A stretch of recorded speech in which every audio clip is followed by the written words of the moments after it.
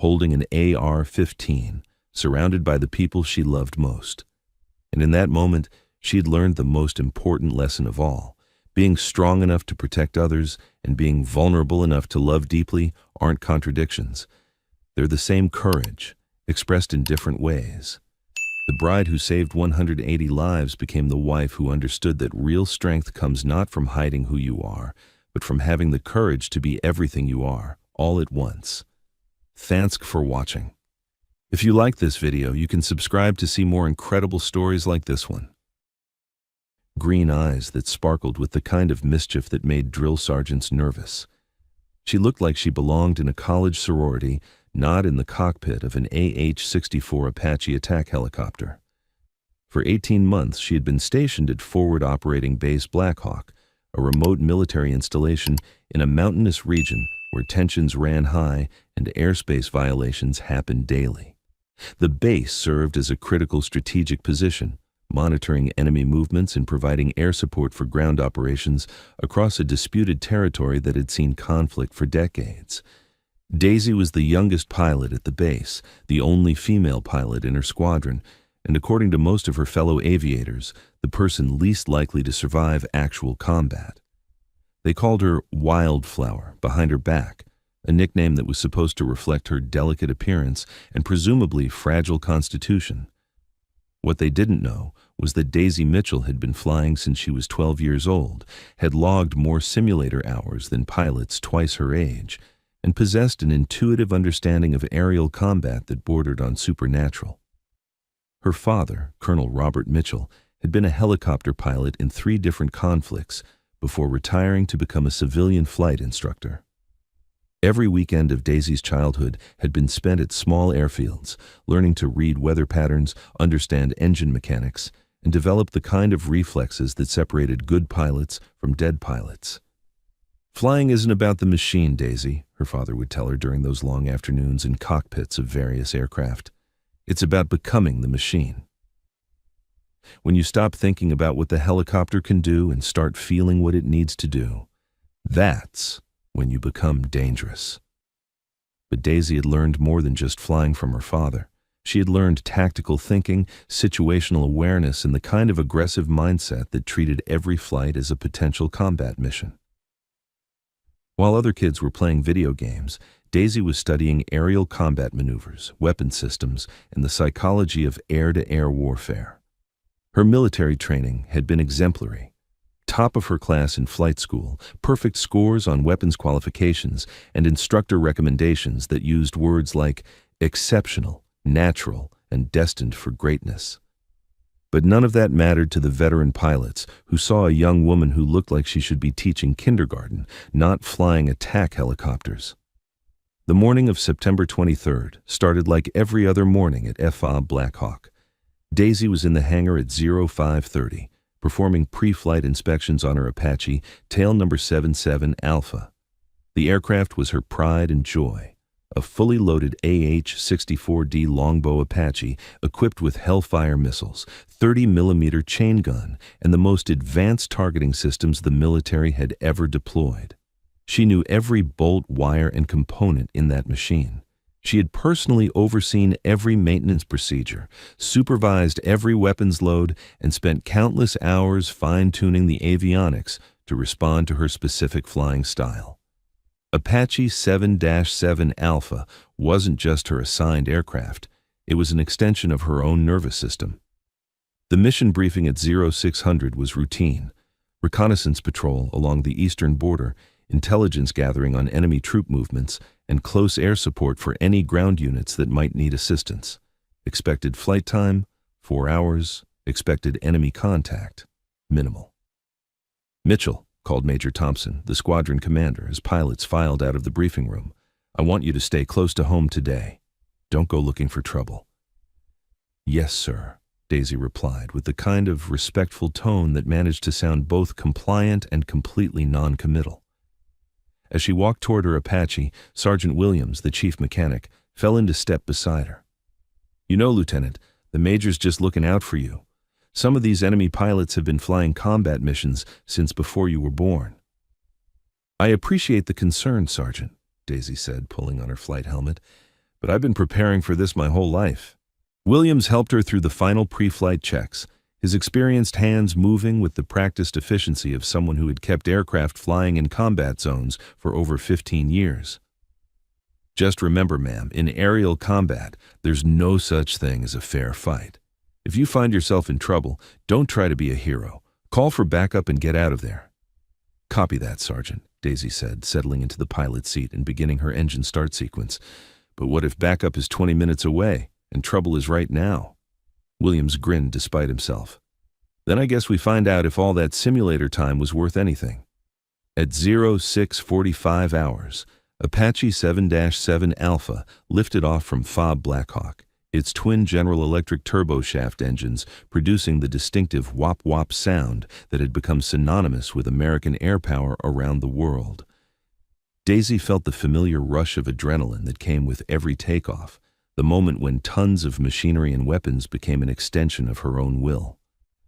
The patrol route took her along the disputed border, over terrain that changed from dense forest to rocky mountains to open valleys where enemy forces might be massing for operations against American positions. Through her targeting system, she could see everything: vehicle movements, personnel concentrations, communication equipment, and the heat signatures that indicated recent activity. For the first 2 hours, everything was routine. She logged several enemy supply convoys, photographed new construction that might indicate military installations, and provided overwatch for a friendly ground patrol that was investigating reports of enemy infiltration. At 0847 hours, her threat warning system began beeping. Apache 7-7, this is Blackhawk Control, crackled her radio. We're showing multiple airborne contacts approaching your position from the northeast. Count 7 fast movers closing at high speed. Daisy immediately changed course, descending toward a mountain valley that would provide some terrain masking while she assessed the threat. Through her targeting pod, she could see them. 7 MiG-29 Fulcrum fighters, flying in formation, clearly heading directly toward her position. Blackhawk Control, Apache 7-7, she transmitted, keeping her voice steady despite the adrenaline surge. I have visual on 7 enemy fighters. They appear to be actively tracking my position, requesting immediate backup. Apache 7-7, backup is en route but ETA is 20 minutes. Recommend you withdraw to friendly airspace immediately. 20 minutes, in aerial combat, 20 minutes might as well be 20 hours. Daisy looked at her tactical display, calculating distances, speeds, and intercept courses. The enemy fighters were flying at approximately Mach 1.2, which meant they would be within weapons range in less than 3 minutes.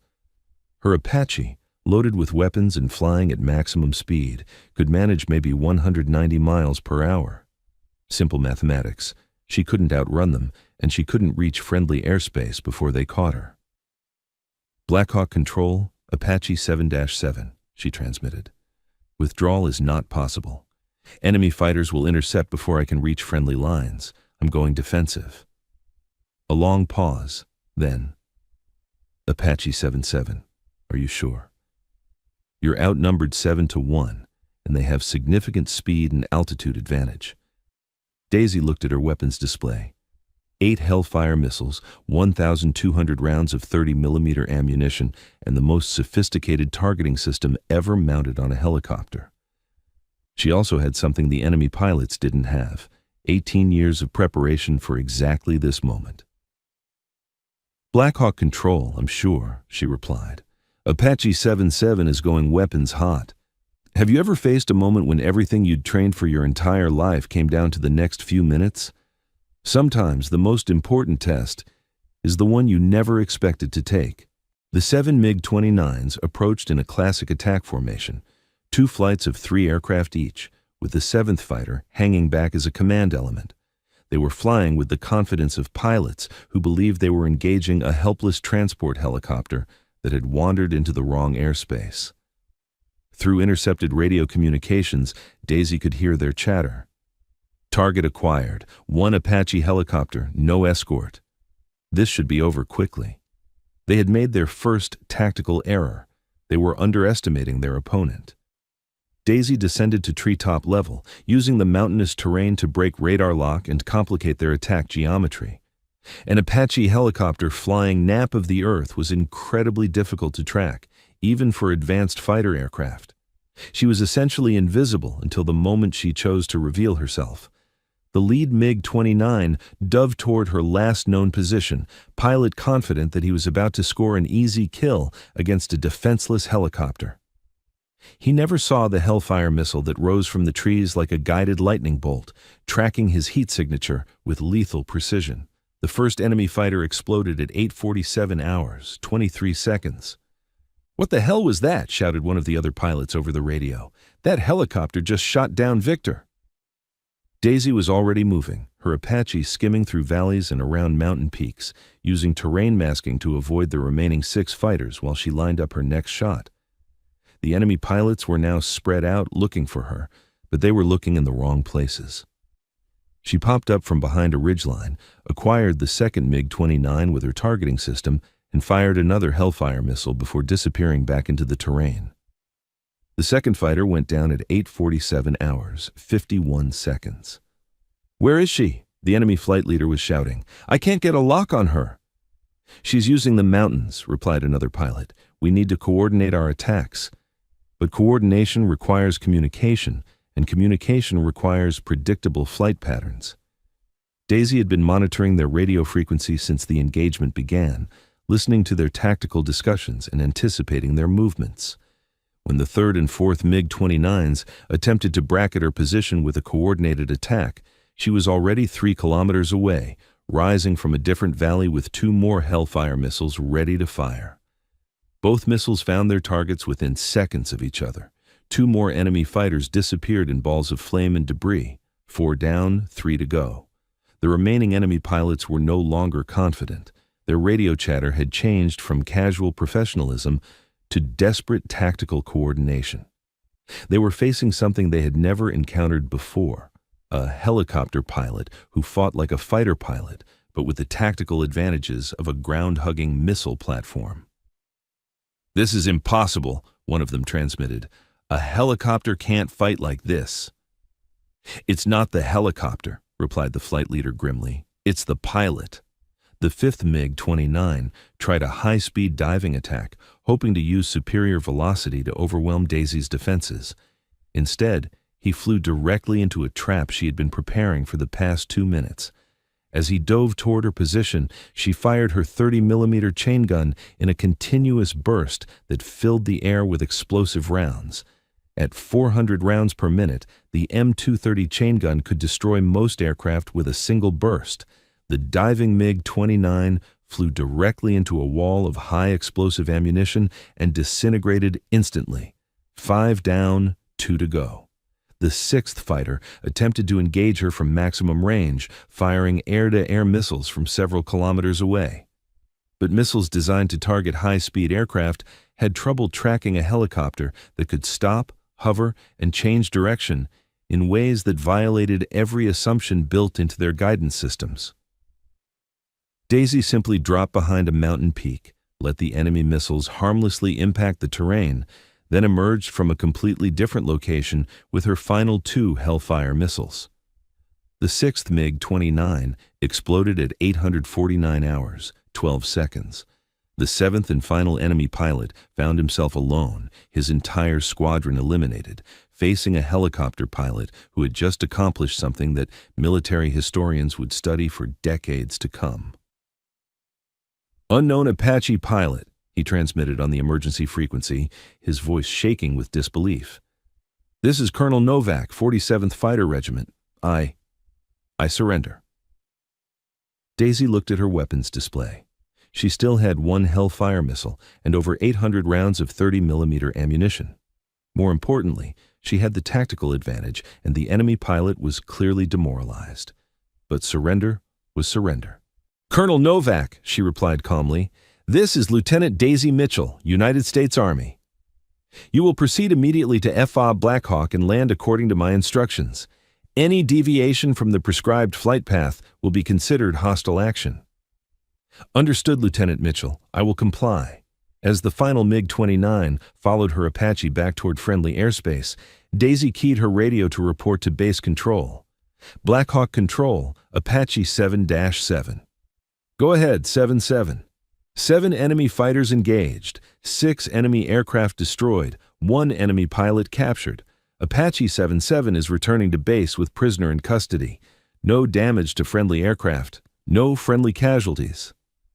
A long silence followed, broken only by the sound of rotors and jet engines crossing the morning sky. Apache 7-7, say again, did you say 6 enemy aircraft destroyed? That's affirmative, Black Hawk Control. 6 confirmed kills, 1 surrender. Engaging 7 MiG-29 simultaneously. Total engagement time, 12 minutes, 41 seconds. Another long pause. Outstanding work, Apache 7-7, outstanding work. When Daisy landed at FOB Black Hawk 47 minutes later, followed by a surrendering MiG-29 pilot who would provide valuable intelligence for months to come, the entire base was waiting for her. Major Thompson was the first to reach her aircraft as she shut down the engines. "Mitchell," he said, his voice filled with something between amazement and disbelief. "I've been flying combat missions for 22 years, and I've never seen anything like what you just did." "Thank you, sir," Daisy replied, removing her helmet and shaking out her blonde braids. "I was just doing my job." "Your job?" Thompson laughed. "Lieutenant, your job description doesn't include single-handedly destroying entire enemy fighter squadrons. What you did today, that's going to change how we think about helicopter warfare." Sergeant Williams was waiting by the Apache, running his hands over the aircraft looking for battle damage. "Lieutenant, how the hell did you do that? 7 fighters and you don't have so much as a scratch on this bird?" "Terrain masking, superior weapon systems, and 20 years of preparation," Daisy said simply. "Also, they underestimated me because I look like I should be arranging flowers instead of firing missiles." "Well," Williams grinned, "I guess we know now why your call sign is Wildflower." Some flowers have thorns. The after-action report filed by Major Thompson would eventually reach the Pentagon, where it would be classified at the highest levels and studied by military strategists around the world. The engagement would be credited as the first time in modern warfare that a single helicopter had successfully engaged and defeated multiple fighter aircraft in air-to-air combat. But the official reports couldn't capture what had really happened in those 12 minutes and 41 seconds over the disputed territory. They couldn't describe the split-second timing, the perfect tactical awareness, or the absolute ice-cold professionalism that had allowed Daisy Mitchell to turn what should have been certain death into complete victory. Within hours of her return to base, encrypted communications were flying between military commands around the globe. The implications of what Daisy had accomplished extended far beyond a single extraordinary engagement. She had fundamentally challenged decades of military doctrine about helicopter capabilities and limitations. General Amanda Stevens, commanding officer of the 7th Air Wing, arrived at FOB Black Hawk 36 hours after the engagement. Her visit was unannounced, classified, and focused entirely on understanding how one pilot had achieved something that military theorists had considered impossible. "Captain Mitchell," General Stevens said during their private debriefing, "I've reviewed every detail of your engagement. What you accomplished violates everything we thought we knew about rotary wing aircraft in air-to-air combat." "Ma'am, I respectfully disagree," Daisy replied. "What I accomplished proved that our understanding of helicopter capabilities has been artificially limited by assumptions rather than actual testing." Stevens studied the young pilot carefully. "Explain."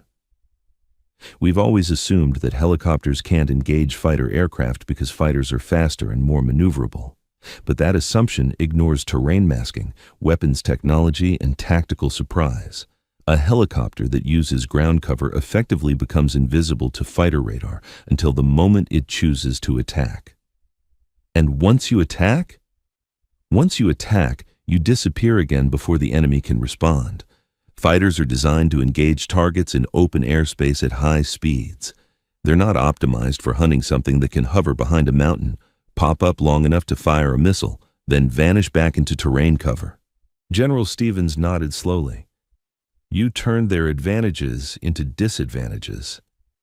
"Yes, ma'am. Their speed meant they couldn't slow down to properly search terrain features. Their altitude advantage meant they couldn't track low-flying targets effectively."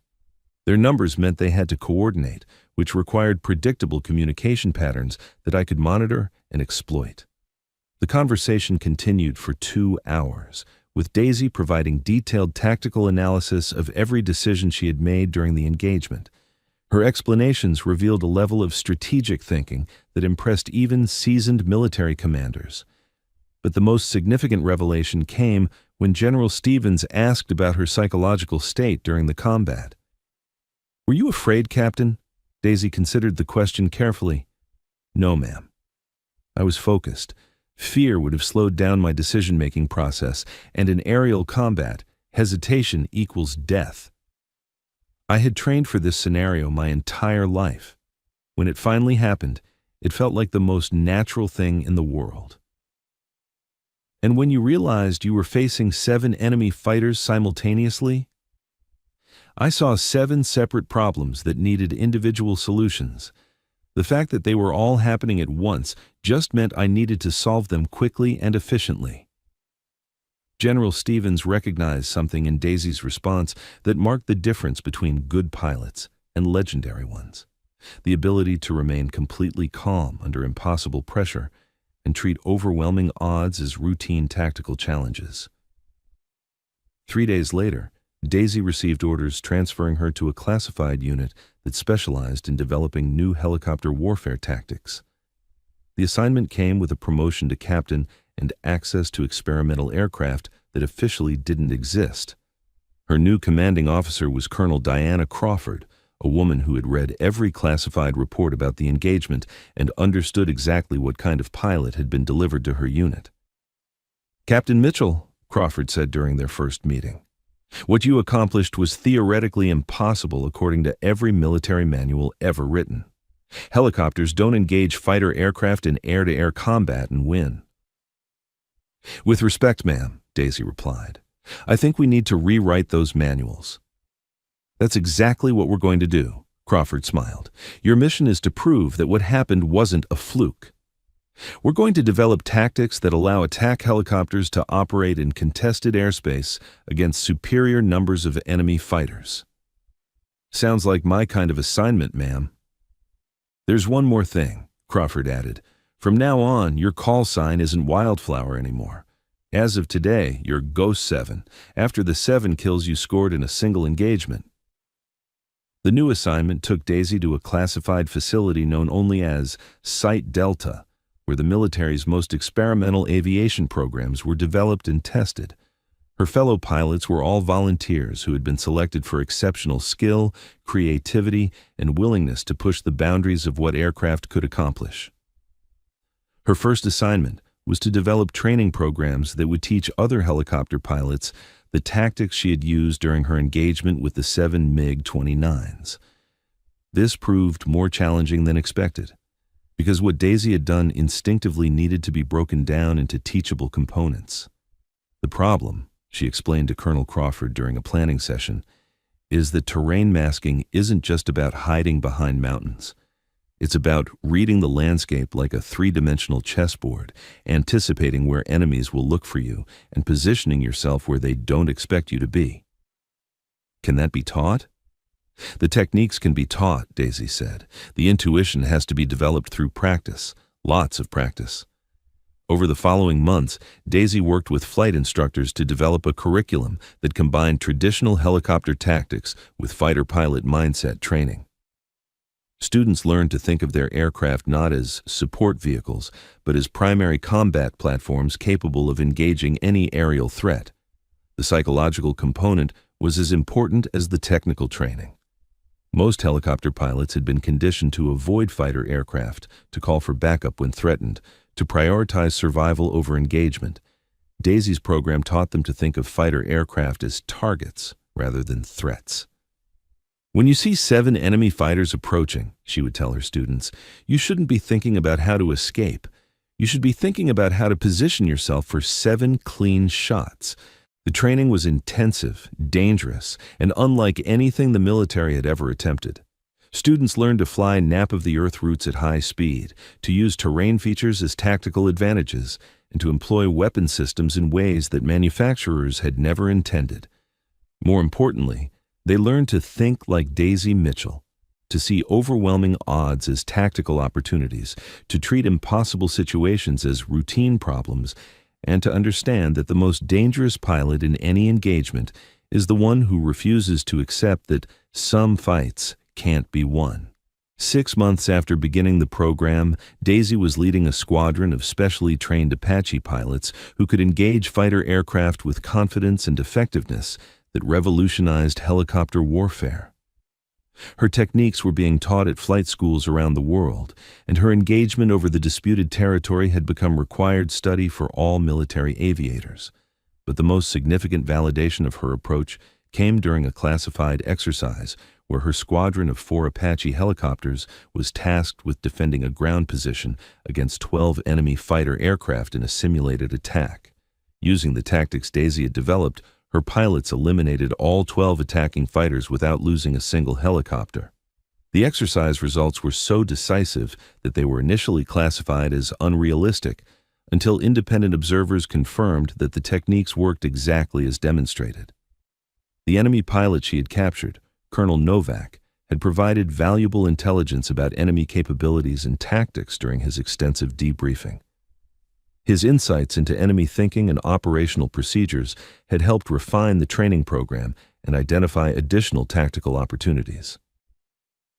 During his final interview before repatriation, Novak had made one comment that perfectly captured what had happened that day. "I thought I was engaging a helicopter pilot," he said, "but I was actually fighting someone who thought like a fighter pilot, flew like a helicopter pilot, and fought like neither. She was something completely new." That assessment had become the unofficial motto of Site Delta's helicopter warfare program. Something completely new. The success of her program had attracted attention from international allies who wanted to understand and replicate her methods. Daisy found herself training pilots from 12 different countries, sharing techniques that had transformed helicopter warfare doctrine across multiple military forces. Her influence extended beyond tactical innovation. Young female pilots around the world now had a role model who proved that physical appearance had no correlation with combat effectiveness. Military recruitment campaigns began featuring stories of pilots who succeeded through skill and determination rather than conforming to traditional expectations. The ripple effects of her achievement continued expanding. Defense contractors redesigned helicopter weapon systems based on her tactical requirements. Flight schools modified their curricula to include terrain masking techniques. Military strategists rewrote engagement protocols to account for helicopter air-to-air capabilities that had previously been considered impossible. Have you ever had a moment that completely changed how people saw you? Sometimes it takes doing the impossible to prove that impossible is just another word for hasn't been done yet. A year after the engagement, Captain Daisy Mitchell received her second promotion and assignment to lead the military's first experimental helicopter air superiority squadron. Her unit's mission was to provide air-to-air combat capability in situations where traditional fighter aircraft couldn't operate effectively. The 7 MiG-29s that had surrounded Apache 7-7 Alpha on that September morning had been expecting to encounter a routine American patrol, eliminate a single helicopter, and return to base with an easy victory. Instead, they had encountered Daisy Mitchell, a pilot who had been preparing for aerial combat since she was 12 years old, who understood that the best defense was a perfect offense, and who proved that in skilled hands, any aircraft could be a weapon. But more than changing military tactics or rewriting training manuals, Daisy had changed something more fundamental. She had shattered assumptions about what was possible when training, determination, and opportunity came together at exactly the right moment.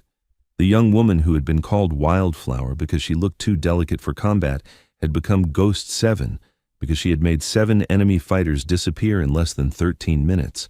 And in a mountainous region where tensions still ran high and airspace violations still happened daily, enemy pilots now told stories about the American helicopter that fought like nothing they had ever encountered, flown by a pilot whose name had become synonymous with the impossible. If you've ever been underestimated because of how you look instead of what you can do, remember Daisy Mitchell. Sometimes the most dangerous person in the sky is the one everyone thinks belongs on the ground. Sometimes the wildflower has the sharpest thorns. Sometimes appearances aren't just deceiving, they're deadly. And sometimes, when 7 fighters surround one helicopter, it's the fighters who should be worried. The impossible became inevitable the moment Daisy Mitchell decided that being outnumbered was just another tactical challenge, that being underestimated was a strategic advantage, and that looking like you belong in a flower shop while flying an Apache helicopter was the perfect combination for making military history. Ghost 7 was born that day, but Wildflower had been preparing for it her entire life. Thanks for watching. If you liked this video, you can subscribe to see more incredible stories like this one.